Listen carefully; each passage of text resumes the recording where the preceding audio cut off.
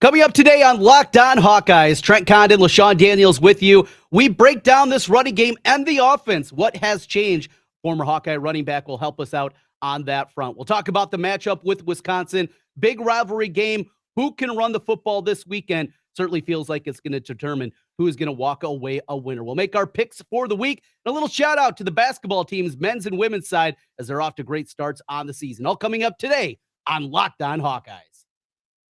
Are Locked On Hawkeyes, your daily podcast on the Iowa Hawkeyes. Part of the Locked On Podcast Network, your team every day.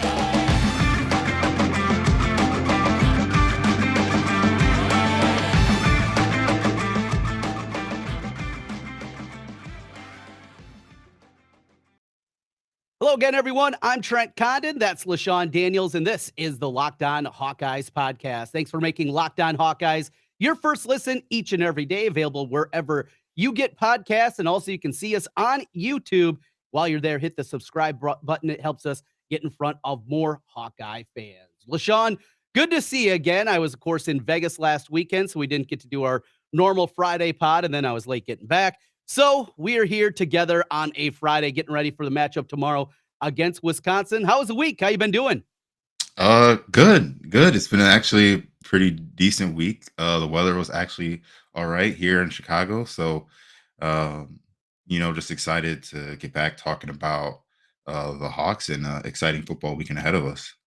So these last 2 weeks, we've seen the offense take a huge step forward. And, there are things that obviously happen as it pertains to personnel. We saw the move of Jack Plum back healthy again, back out to tackle. Connor Colby moves back inside, now playing a guard position. So you have that movement happening there. But I don't think that's alone. I think we're seeing maybe some growth from that offensive line. Guys certainly playing at a higher level. But we see this seemingly year in and year out. It doesn't feel like there's ever a time, or very rarely, I should say, a time in the 24 years of Kirk Ferentz where here's our offensive line, and then they just roll out there, and that's what you have for the all 12 games. It feels like it's always kind of moving pieces. So take us in from your perspective. Back when you were playing, they're shuffling guys in and out. They're always trying to find that right combination.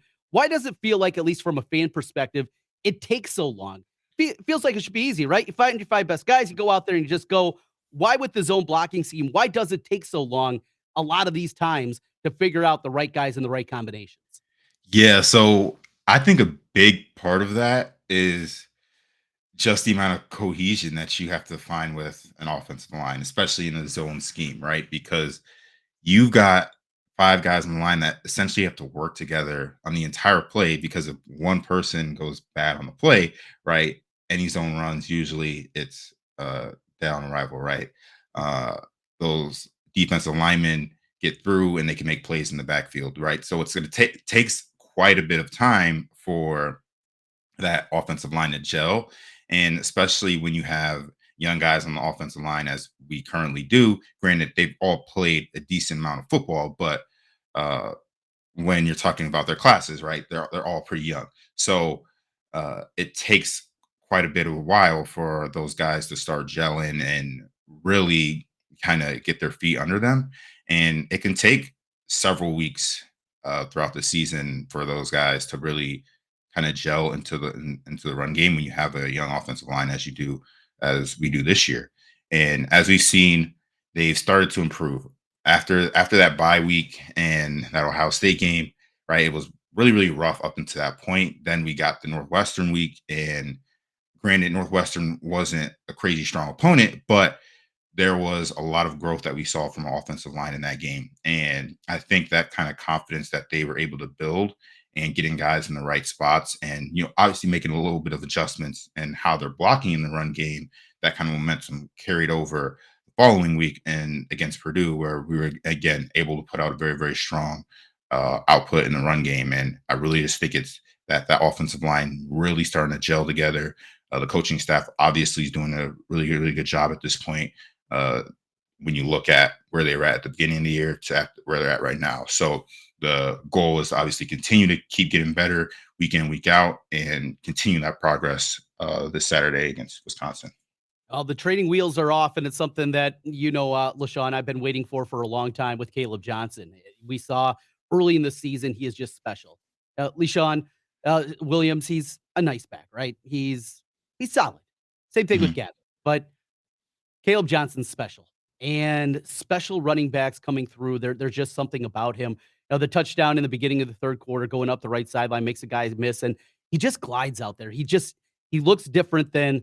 There's not been many running backs at the University of Iowa that has kind of had his full arsenal, the speed that he has, the size that he has. He's been able to put it all together. What do you see? And outside of him being an Ohio kid, I mean, we know that makes him special, right? But Yeah. besides that, what else is it about Kaleb Johnson that you see that makes him such a special running back? Yeah. For starters, obviously his speed is a huge deal. When you have a guy like that can eat up ground with each step that they take, it makes it a lot easier on the offensive line because hey, like if I can only hold this block for a half a second, right? I know that this back that we have back there is going to hit the hole and get there with some true speed and be able to make me right. So I think that's one thing that really jumps off on the film when you watch Caleb versus some of the other backs. Right, like Caleb might not be quite as quick feet as maybe LeShun is, but when you just look at his overall speed, I really feel like that makes a huge difference in his ability to run the football. And he does a great job with how tall he is. He Mhm. does an excellent job of pad level. Is very impressive when you're just watching him because it's not like he's not forcing himself to run with low pads. It's kind of just a natural thing, and it allows him to get those extra yards, break tackles where some guys might just kind of get hit and get stalled out. With his natural pad level and his size, it allows him to break through some of those tackles, get some extra yards, and really take plays that might go for 3 yards and turn them into 10, 20 plus yard games. And we saw that quite a bit last weekend, the last really the last 2 weeks against Purdue and Northwestern. That first big run he had early in the game against Purdue, it was a run where he essentially, like when you watch it back, like he ends up making the wrong read because the way that the guys were blocking it, like he should have cut inside. But because of his speed and his ability to break through tackles with natural pad level, it allowed him to essentially make that play right and create an explosive out of it. And when you have guys that can just create plays like that, even when they make a wrong decision, that's what really makes those guys special and can take an offense to the next level in the run game. So it's been really exciting to watch him continually get better. And as he uh gets more reps and gets more game speed reps at this level and improves on some of the fundamental things, he's going to end up being a very dangerous back to the point where he will have the potential of being a first team all Big Ten running back and growing from there. So I'm really excited to watch him. Exciting time certainly for Kaleb Johnson in this offense, showing some signs the last 2 weeks.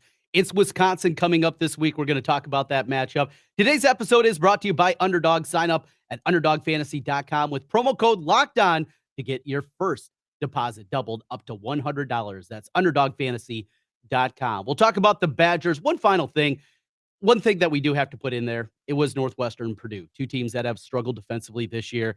Wisconsin's going to be a different animal. Not just the run game, though, but the pass game has come forward here. We're seeing wide receivers get involved. Deontay Vines, he showed up wearing number 0 out there, which is still weird to see on a football field. Guys out there wearing number 0. It doesn't bother me. I like it, but it just looks weird, doesn't it?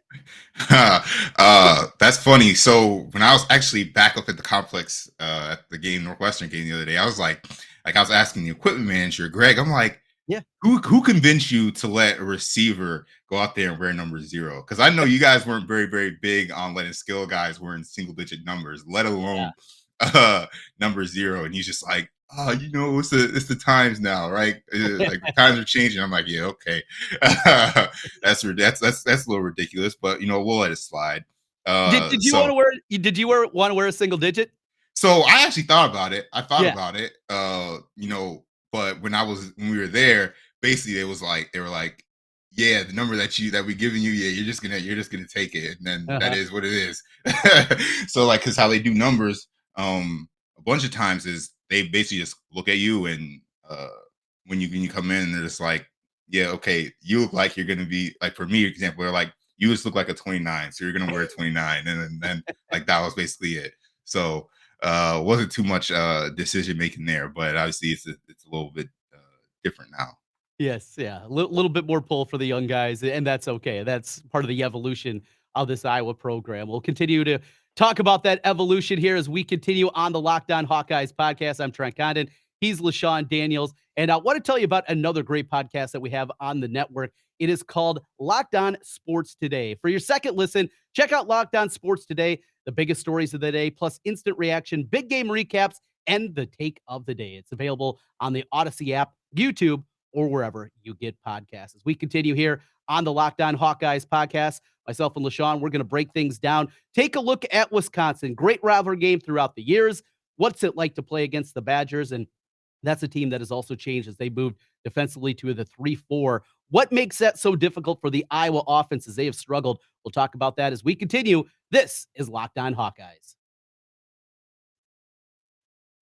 This episode brought to you by Underdog Fantasy, the easiest place to spice up the college football season. You go to the Underdog website, very easy, create an account, and there are so many different pick'em choices for you each and every week. Taking a look at over-unders for player totals. Might be looking this weekend at something like Arkansas. And, of course, KJ Jefferson, he has battled this year, injuries. Take a look at that passing total. 271 is the number. You think he's going to throw for more than that this weekend? Then you take them against LSU. You take the over. Very simple to do. It is great to do, and you can make pick'ems just like that. Available in over 30 states. You can pick anywhere between 2 and 5 players across any team. Doesn't have to be your team. It can be anybody, as we mentioned there with Arkansas this weekend. Sign up with promo code Locked On. It's all one word, Locked On, and Underdog will double your first deposit up to $100. Deposit $100, get $100 free. Go to UnderdogFantasy.com or find the Underdog Fantasy app in the App Store or Google Play. That's Underdog Fantasy, promo code Locked On. Get in on college football pick'em action today. Trent Condon, LeShun Daniels with you on the Locked On Hawkeyes podcast. It is the Badgers this week. Now, it gets started tonight. So this evening, we got the Toolbox game. This is when the managers get to go out there and do that. So what was that like? I mean, these are guys that are helping you out with all kinds of things throughout the course of the year. I had some buddies that were part of the program and part of the manager staff when I was in school. So got to know a little bit about this. And the Toolbox game, that's a big event. Were you ever able to get over there just because you're locked up in the hotel room, weren't able to see this matchup each and every year? Yeah, so it's definitely a big deal. The managers look forward to it every single year. And, we're always excited for them to actually get out there and play. I mean, they're around us all the time, just helping us and whatnot. So for them to actually get a chance to play against some other people is a pretty exciting time, because I'm sure a bunch of those guys are guys that would love to play college football. So for them to get an opportunity to go out there and play against another group of managers is always really exciting. They look forward to it every single year. But unfortunately, we never got to watch it. Who knows if they get to watch it now? But There's yeah, they there's a usually link up now because it's on YouTube. I saw there was yeah, a link. I put it out on the Locked On Hawkeyes Twitter account. So if you want to find that link, it'll be there and you can watch it tonight. yeah. See, there we go. Yeah. So like when we were in school, like we were basically just like, yeah, we're locked up. You don't get to watch it or anything like that. We basically would just come the next morning and then hear either the good or bad news, Right. right? So no, it is definitely a big deal, and the managers take very very big pride in competing against each other, and it's exciting for those guys. But Yeah. yeah, it's definitely something if you can get a chance to watch it. So definitely go check out the link this evening and watch the game. I'm sure it's going to be exciting and a good one because they're usually always close every single year. So it's definitely exciting for those guys. Keep the Rusty Toolbox in Iowa City. That's what we need. And most importantly, though, we need to get the bull back in Iowa City. Wisconsin this week, and we'll know going into the game just the importance of this one as it pertains to the Big Ten race. If Purdue can upset Illinois, really sets down this showdown to mean a whole lot, and the possibility of whoever wins the game between the Hawkeyes and the Badgers getting into Indianapolis once again. So Wisconsin, I want to start with what they do schematically, what they do defensively, that 3-4 alignment. it's a rarity in college football. I mean, of course, we've seen more and more teams go to what Iowa does now with the cash position and an extra defensive back. But that 3-4 scheme, it starts up front. You got to have a good nose tackle. If you're going to run it well, you have to have that guy in the middle. That's why I'm concerned this weekend, just because of the struggles we've seen from Logan Jones so far this year, because their big guy in the middle, Benton, he is back, and he's back playing at a high level. He's been playing through an injury. It looks like he's getting close to 100%. That is where it all starts. So the 3-4, and then, kind of being able to bring that fourth player from wherever they want without blitzing, if you will. What makes that so difficult for the Iowa offense to figure out what the Badgers are trying to do? Yeah. So for starters, the fact that they do run a 3-4 makes it difficult, mainly because teams, like you said, teams don't run it in college football. It's very, very rare to see in college football because you have to recruit a certain type of player, at the nose tackle position and, at those outside linebacker positions. You got to recruit some unique players there. And a lot of places you just don't get it. In the NFL, you see it a little bit more because obviously you kind of have the freedom to pick and choose players that fit that mold. But in college, you don't really have that luxury. So we don't see it very often. So we don't really practice against it. And when you think about Iowa and you think of our zone running scheme, the 3-4 makes it very, very difficult if the center isn't, where really, really, really you want them to be. So we know we've seen Logan struggle a little bit at the center position, and we know he's new to the position, right? And he's going to get better. He's going to improve. But that 3-4 matchup right there is something that can be a little worrisome because in that 3-4 defense, the center is essentially one-on-one. They don't really get any help.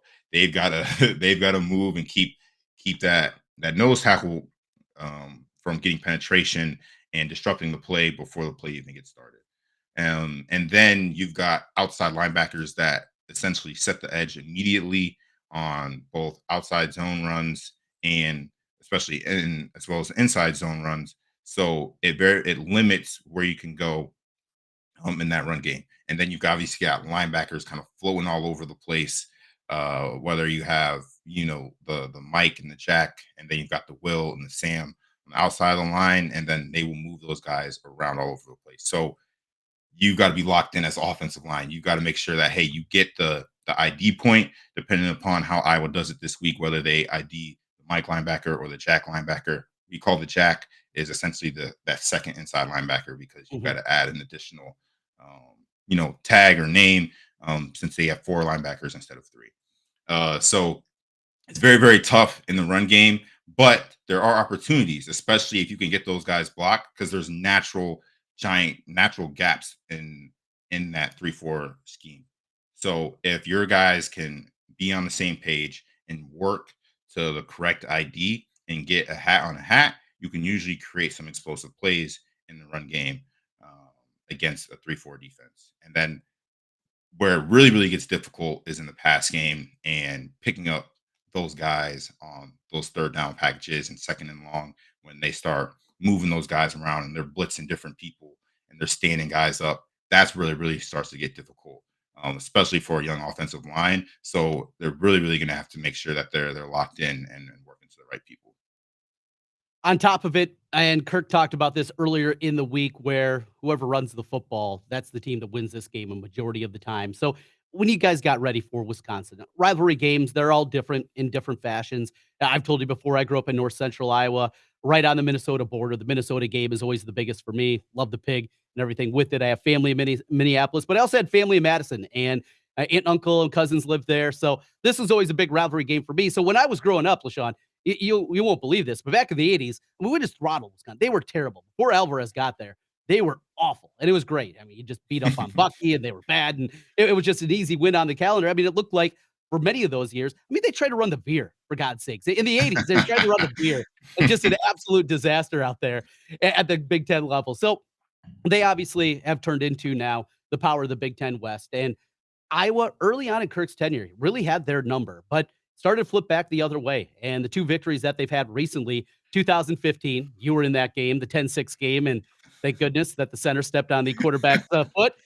As it looked like they were going in for a score on that one, but you guys got the win on the way to 12-0, and then back in 2020. And what a weird season that was.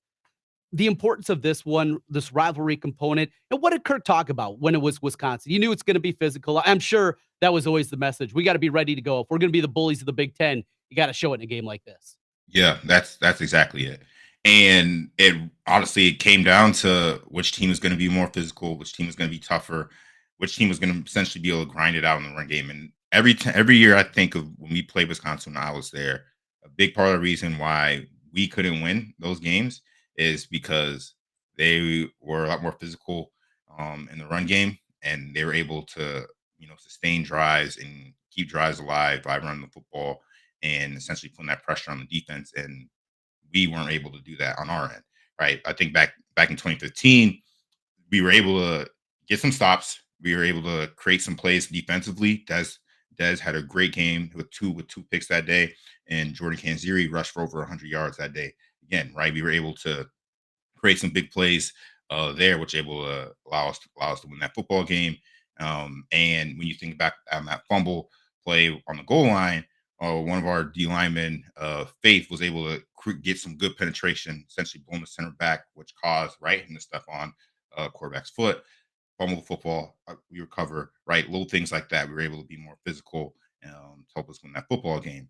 And then you think back in 2020, as weird as a year as it was, the physicality was something, again, it jumped off on the tape, right? And you just think of, really towards the end of that football game where Tyler Goodson ripped off like 70-yard touchdown run, really just kind of put that game away and really kind of summed up, how that game went, and which allowed us to get that victory. And then when you think about the times where we lost, like think of last year, again, we had an opportunity multiple times. I think it was like 3rd and short and then a 4th and short where we couldn't convert, right? Those are type of plays where that really determine these type of football games against Wisconsin. And Coach Ferentz always harps on it every single year. Like those are the plays that are gonna, essentially win or lose you a football game, because the team at the end of the day that's going to be more physical in this matchup is typically the team that's going to win this football game, because the history of both these schools in this rivalry. You know that these teams are going to play their brand of football. They're not changing it. They're not switching it up. Nothing. So whichever brand of football ends up coming out and staying true to themselves is usually the team that's going to win that football game. So that's going to be the big piece for us tomorrow.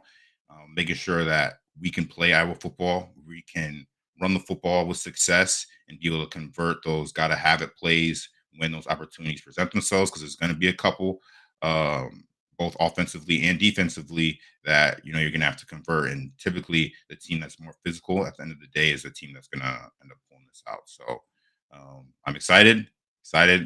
Both teams have been playing really, really well over the past few weeks. So we should be set up for a really good football game tomorrow. Looking forward to that one. That'll be part of our picks here, presented by BetOnline, as we wrap things up here on the Locked On Hawkeyes podcast. We'll make our picks of the week. LeShun, he's been dominating me this year. I think I got back last time, a couple of games maybe on you, but I got to go back and go through the archives and figure out what our season standings are as we go in to the stretch run here, and we'll have a little something on the line as we come down to the end. Also, some basketball talk as we continue. This is the Locked On Hawkeyes podcast. Today's episode is brought to you by Simply Safe. Did you know that over the holidays, property crimes like burglaries, package thefts spiked nationally? That's why our friends at Simply Safe Home Security are offering 50% off their award-winning security system so that more families can feel safe and secure this holiday season. Order your Simply Safe system for half off today and enjoy advanced security and greater peace of mind this holiday season. Simply Safe was what I have in my home, both in the front and the back. The security cameras are excellent, high-tech sensors. If something else goes wrong, they have you covered. Crystal clear HD live stream of everything going on with your security cameras. Share it, and with Simply Safe professional monitoring systems, they always have your back. Simply Safe was named Best Home Security System of 2022 by U.S. News and World Report for a 3rd year in a row. Don't miss your chance to save big on the only security system I recommend. Get 50% off any new Simply Safe system at simplysafe.com/lockedoncollege. This is their biggest discount of the year. Don't want to wait. Simplysafe.com/lockedoncollege. There's no safe like Simply Safe. Trent, Condon, LeShun Daniels back with you one final time as we get ready to make our picks for the week. And well, this is bad work out of me, LeShun. I didn't throw you the games that we're going to be picking this week, so I'll go first this week. So at least gives you a little bit of time to mull it over. First game, Illinois, Purdue. It's in Champaign. 6.5 is the number. So the way that I look at this game is both teams, of course, lost last week. That Purdue team, though, they look worn out. They look physically beaten up. I know Charlie Jones, he's dealing with injuries, and short of him, there just aren't a whole lot of playmakers on that team. Aiden O'Connell's an excellent quarterback. Illinois, I think there's going to be a bounce back here. They know what's on the line with Michigan looming the following week for them. They know a win here certainly is going to put them in control and a trip to get to Indianapolis. I'm going to lay the points here. I'm going to lay the 6.5. Give me Illinois with my first pick. Yeah. The thing about this game is when you look at Purdue, offensively, they're not as good as you would have thought they would have been really up to this point in this football season. I mean, you watched them last week. Whenever O'Connell could not get that ball to Charlie Jones, it was like he was either taking a sack or it was an incompletion, right? Or it wasn't anything that was really moving the ball forward. And then we know their struggles defensively. And then you look at Illinois. See, yeah, they had a tough week last week against a Michigan State team that probably had much higher expectations this year than how they've shown. So I think Illinois is going to bounce back. From watching Purdue last week, I don't really see much that they can really kind of get to at this point. I mean, because at this point, we know what they are, and they haven't really shown anything really outside of Charlie Jones that really gets me to believe that in this game that they're going to make that jump. So Illinois and Purdue's on the road too. It's just going to be a tough football game. So Belima's going to get those guys ready to rock because what's at stake. So yeah, give me Illinois and the points. Another one in the early window, 11 o'clock Central kickoff. It is LSU after the huge win a week ago against Alabama. They go to Arkansas to take on the Razorbacks. It's been certainly an uneven season for Arkansas. They're 5-4 in the season. KJ Jefferson, he's been struggling with injury this year. Not the season that I think a lot of people anticipated they were going to have after really taking a big step forward last year. Yet, something stinks about this one. The point spread, and this is what I like to sniff out as a gambler, LeShun. Something just smells here. You think, LSU, they should be favored by a touchdown, something like that. The point spread's just 3.5. And because of that, and because I've been a degenerate for 25 years now, well, even longer than that, something just stinks here. I'm going to grab Arkansas in the points. Give me the Razorbacks plus 3.5. Yeah, this is an interesting game because Arkansas, like you saw them at the beginning of the season, and you're like, oh, they might actually be okay. And then they had a stretch where they just looked awful. And then they bounced back again. And then last week they lost to a decent Liberty team, but again, it's still Liberty, right? So it's like, where are they at? And LSU, we saw them at the beginning of the year, and you were like, they might not be that good. And then now you watch them, you're like, this is actually a football team. And Jaden Daniels is a fantastic football player. And 3.5, even though they're on the road, I gotta take LSU. They've looked really, really good. And I don't really see them slowing down. Going with LSU. All right, opposite sides on that one. Our third pick this week, another one in the SEC. It's Ole Miss as they play host to Alabama down in the Grove. Heard nothing but great things. I got to cross that one off the bucket list for college football sometime. Maybe down the road. Gonna have to wait for the kids to get a little older before we can make trips down like I used to back in the day. But this one, Alabama coming off a loss. The number's 11.5, and that's the scary part. Alabama this year, they easily could be 5-4. Now, they've lost 2 one-possession games, 2 overtime games. It could be the other direction. They're still undefeated. Still, that number just is so big. Ultimately, I got to grab the points here. I'm going to take Ole Miss. We know what this would mean for Lane Train if he could pull off the upset. But just because there have been so many cracks in the armor of Alabama this year, I'm going to grab the points here. Give me Ole Miss in the 11.5. Yeah, that line is crazy. I don't know. Maybe they know something that I don't, but that line is insane, especially on the road too. Like that's tough. Bryce Young, fantastic quarterback, phenomenal quarterback. Honestly, if Alabama didn't have Bryce Young, they might actually be 5-4, like legit and legitimately. He's the one that's essentially willed them to the record up until this point. But with that line so big, and Ole Miss over really the past kind of decade has done a really, really good job against Alabama. I can't see Alabama covering that 12 points. Yeah, give me Ole Miss. So we're jumping aboard together on Ole Miss. All right, our fourth pick before we pick the Iowa-Wisconsin game. A big one in the Big 12. That's where game day is going to be this weekend. I was disappointed. I wanted to go to New Orleans for the Tulane game against UCF. Unfortunately, they're going to Texas to see the Longhorns again. Okay, fine. TCU undefeated. Another stinky line here. It's a touchdown. There's no way Texas should be favored by a touchdown. When something stinks, Vegas is telling you something, and they're telling us something here. I'm going to lay the touchdown. Give me Texas. And when TCU pulls out another tight one late in the game, I'm just going to be left scratching my head. But I'm going to take the Longhorns here. Yeah, see, this is another interesting game because, first off, TCU, I saw a stat where like almost every team they've played, they either got their other opposing team's quarterback benched or injured. So, like, I don't know what type of physicality that they are playing with over there, but it's really, really good. But that said, again, this is another big line where I'm just kind of looking. I'm like, dude, they must know something that we don't. Like, it's getting to that point though where just some of those games where teams separate themselves. November is really the month of separation where the teams that are actually going to be competing for a national title make that jump, and then teams that were kind of end up being pretenders kind of fall off.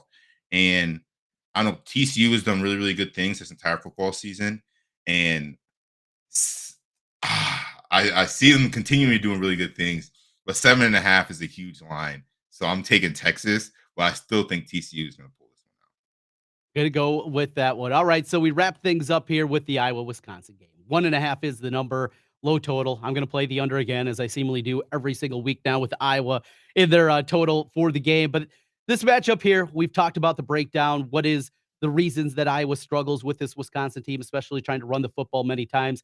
Let's look at it. I got to see it. And until I see it, yeah, the offensive line took steps forward. It was against Northwestern and Purdue. This is a good defense. This is a top 25 defense nationally, both against the run and total defense. And until I see it, I got to go with Bucky here. Give me Wisconsin. I'll lay the 1.5. So this is an interesting game. Both teams have been playing really, really well up until this point of the football season. I mean, over the last few weeks of the football season, both teams have been playing really, really well. Both teams have gotten back to what they do best. And that's really going to be the determining factor of which team can play their brand of football this weekend. And I feel like Iowa has done a really, really good job of getting us better and better each week. And we know how good the defense is. And we know that they're going to play lights out, but it's really going to fall back on this offense. Can we run the football? And can Spencer continue to make the plays that are called of him when needed? And I feel like he can. I'm really, really excited about this week because he's shown a lot of growth over the past few weeks, and he's going to have to make some plays, and I think that he can, especially getting some of his guys back and those guys getting more reps and the receivers getting a little more comfortable. They've been able to create some big plays. So I'm going to take Iowa on this one. Give me Iowa and the points. Let's go Hawks. All right, going with the Hawkeyes, and let's hope LeShun gets this one right, certainly this week. That is our picks brought to you by BetOnline. Find all the latest odds, news, and scores at BetOnline. LeShun, fun week here of the podcast. A lot going on. We got that difference with both basketball going on and, of course, the football side of things. So that's going on. We get to see the guys back on the hardwood tonight. They take on North Carolina A&T, but it ramps up next week. They'll have a road trip out to Seton Hall in the Gavitt Games. Good Seton Hall team. And what's still looming for them is they'll go down to Florida, have the Duke game in Madison Square Garden. Of course, Iowa State coming up in December. It'll be a fun basketball season. The women's team last night, they set a scoring record. Hardwood's going to be fun this year and going to be plenty to talk about with the basketball teams. I know you're pumped up too. You're a football guy, but you still like your hoops. Yeah. I love a good basketball. I love watching both the Hawks play, and then I love watching the NBA. Our women's team, as good as Caitlin Clark is, and she's really, really fantastic. Obviously, can be one of the best players in the country. Their front court is excellent as well. And then Iowa, the men's team, Tony Perkins, really, really good basketball player. He's really exciting to watch. He's my dude. I'm excited to watch both teams play play this year. We'll have plenty on that going forward. We still got lots of football in front of it. Wisconsin this week, an instant reaction podcast. Cover your way on the Saturday after the game. We'll have you covered here on Locked On Hawkeyes. We'll also have a Locked On Now, a little recap of things coming up tonight after the men's basketball game. And then get ready for next week, the stretch run, the matchup for the Pig coming up next week with Minnesota. And then, of course, the final week against Nebraska. Big weeks in front of us here. We will talk about it all. LeShun, thanks for joining us. We'll talk next week. Yes, sir. Go Hawks.